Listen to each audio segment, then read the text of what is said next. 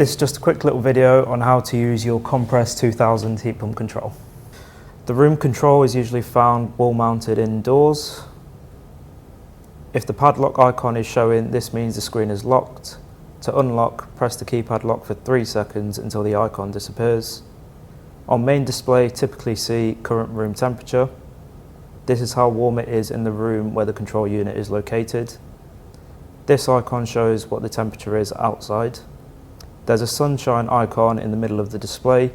Both the sunshine and radiator symbol indicate that the heating mode is on. This means the system will check the room temperature, and if the home is cooler than the set temperature, the heat pump will turn on to warm it up. If you're using underfloor heating, it will show as a slightly different symbol. If the control is used as a room thermostat, the temperature can be adjusted. It's important not to set it too high, otherwise the heat pump will be working very hard to achieve this temperature, resulting in higher running costs.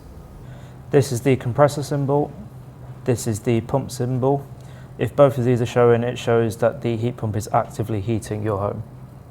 And that's it. Feel free to come back to this video whenever you need any help with your Compress 2000 heat pump control.